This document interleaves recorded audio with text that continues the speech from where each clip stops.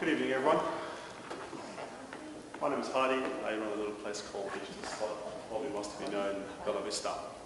Today, I'm going to focus a little more from an online perspective, and I will also be touching base on some of the stuff that the previous two speakers mentioned before. So, one of the things I'll look at is fail fast and fail forward. You might be thinking, what is Hardy smoking? Sorry, I don't smoke. Okay, but, so what is fail fast and fail forward? Well, the idea behind it is a lot of startups these days are trying to get online and they want to test the water and they want to fail quickly, to learn from that and to learn what is working. Then enhance the detail that works and what doesn't work so they can get more sign-ups. So the process is about getting, if you can get 10 customers, why did that 10 sign up? How can you change it to 100 or perhaps 1,000? Okay, so that's the process most people look at online. Some tips. So lots of my slides are going to be a series of tips, and feel free to ask questions and engage, and it's not a problem. Don't have to wait till the end, and we can continue the conversation that way. I'm going to turn that around because I don't remember everything that's on the slide. So, the first tip that we've got on there is understanding the buyer persona of your ideal client. Who has a buyer persona for their clients? If you don't, start looking at it. Understand who they are, what their days are like, what position they hold, what authority do they have, what are their hobbies, what are their interests, what are they searching for. As much detail as you can about that particular individual, so then you can tailor messages directly to those people. Next one is understanding your own skills and capabilities and what you can do, what you as a person are capable of, or your team. What do you have in overall? And leverage of the skills, and then work on the weaknesses to try and close the gap. Specialize. Feel free to hashtag specialize, send it in. Next one. So you've got your client, you've got yourself, obviously whatever you offer, your product or your service. Okay?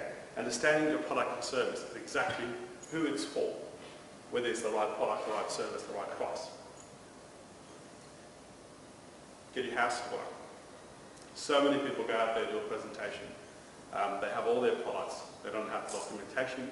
They don't have the FAQs. They don't have the detailed spec sheet. Everything that actually talks about the product, that sells the product without you selling it. Because it's a great way of just leaving that. By the way, if you want more information, have a look through this next one. So the next person that has to go in and present the same concept or wants to win the same business, they're like, okay, well, thank you very much. Have a lovely day. Here's my card. Give me a call when you're ready. Guess what they're going to look at mostly? Your paperwork. So have all that detail there that helps making the sale easier for you later down the track. Allocate a small marketing budget. So many businesses, well, going back to the, you said big marketing budget, but if you allocate a small marketing budget, you can small, start with a 10, test it and grow it. Whatever you sell, whatever your budget brings in, just start, hey, here's extra $1,000, I'm going to go spend it on something. Put it back in the marketing campaign that works. So your campaign grows along the way. Okay?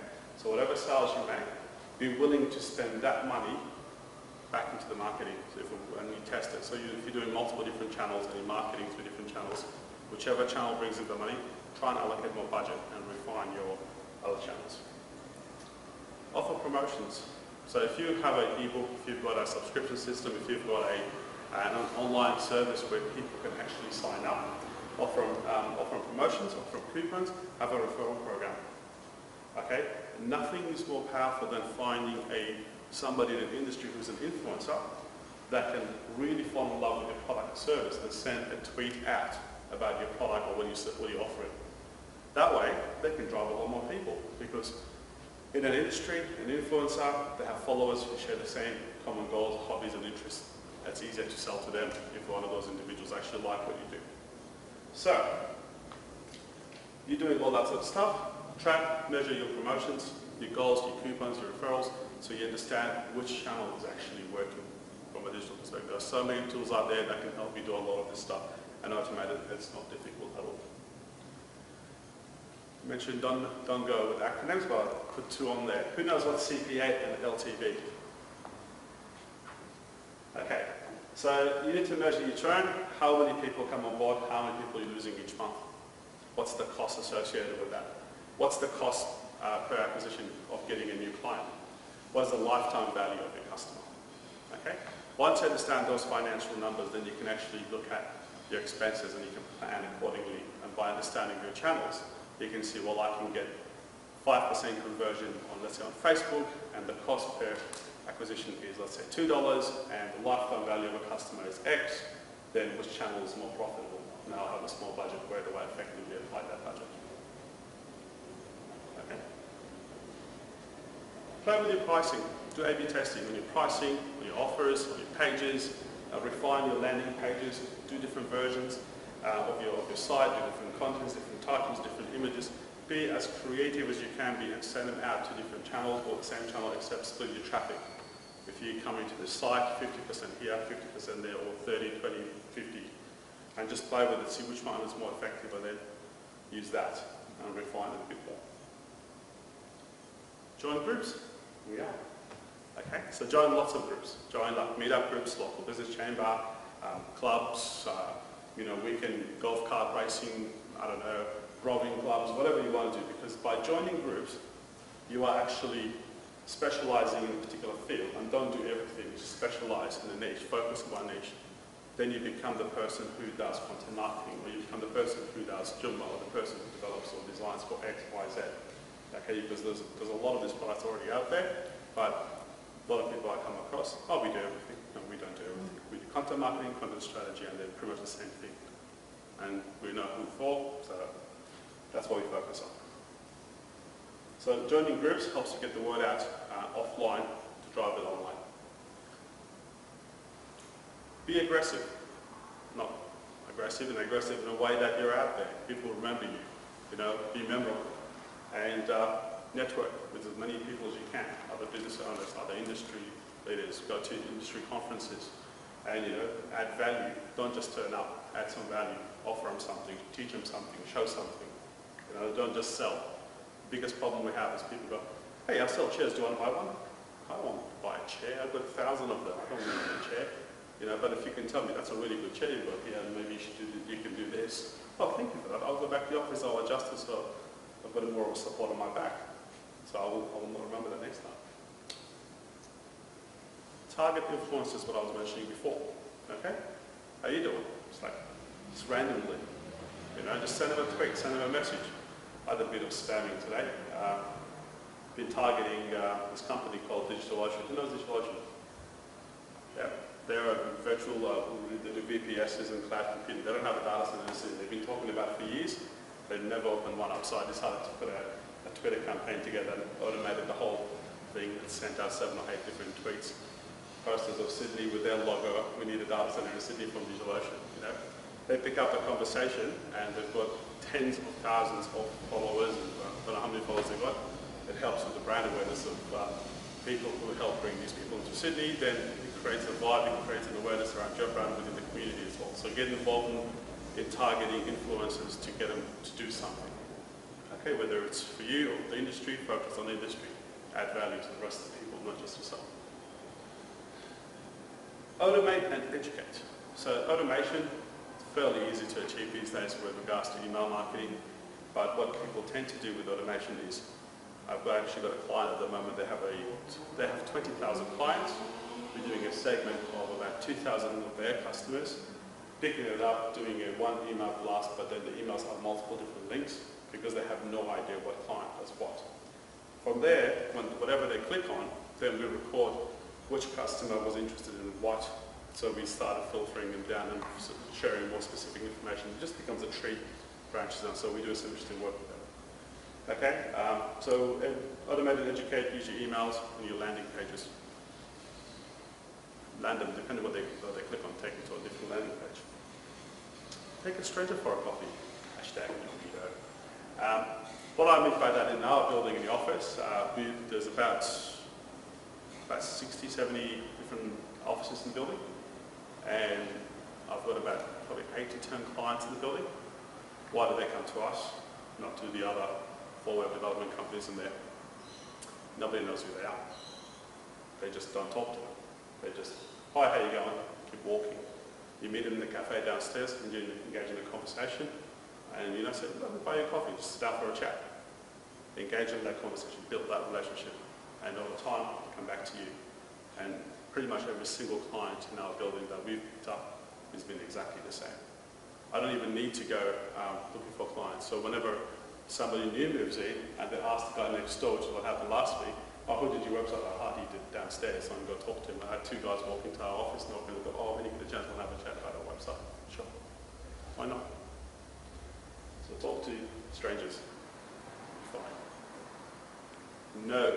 Don't you big fan of no? No, it's not about you. So, listen. Listening is a very important thing. When you're meeting a client, most people are too eager to tell them what they can do. Oh, I can help you with this, I can fix it, I can fix it. Don't do the selling, let the client do the selling. What I mean by that is if the client tells you where it hurts, show some empathy, show some love, some caring, I understand, it sucks, yep. Let them tell you more about it.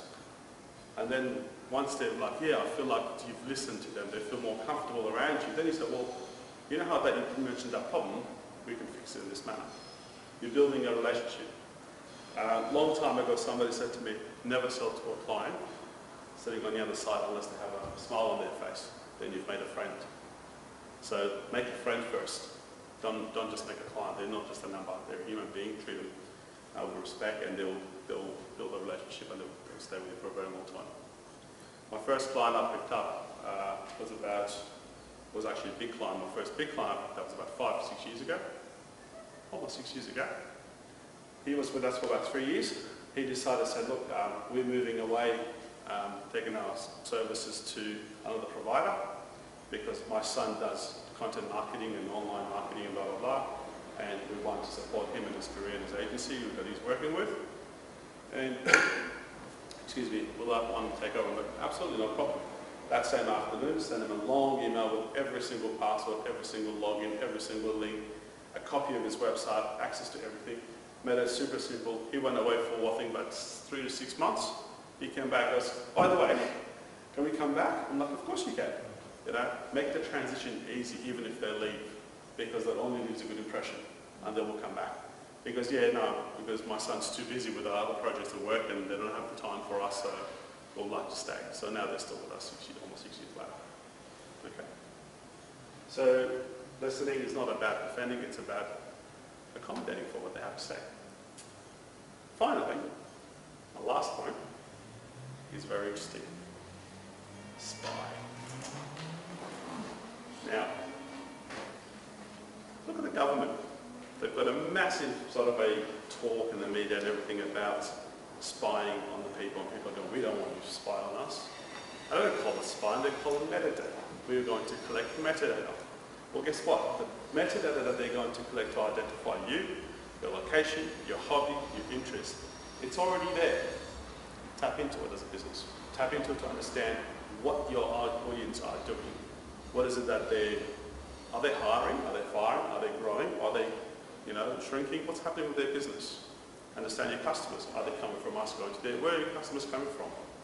And all that data is already out there. You just need some really smart tools, and quite a lot of them are free. You can find out what's going on and have a very good understanding or a map about the area that you're interested in. And we've actually built a few tools of our own that we're releasing one this week, hopefully. It's called website.fail. It's not ready yet. And all it is basically us monitoring our customers' websites or other people's websites. If their website goes down, get an SMS telling that it's down, but at the same time, we're using that to understand all the different hosting providers and be able to make recommendations to the people that we have on board the platform. Say, you know what, this system is probably not best for you, perhaps you should consider these other options. Just little things like that. Okay. Or get into the geolocation for all social media posts on Twitter and LinkedIn and all sorts of places. We actually built a tool about a year and a half ago, maptweet.com, where it tells you around you what people are saying on Twitter, and you can see a map and you can click on it and see the exact details of it. And we can harvest that data and do all sorts of stuff with it. But it's not necessarily spying, it's the data is already there, you just have to collect it and organize it in a manner that's useful to you as a business and implement it in your business and you'll see the benefits. Thank you very much.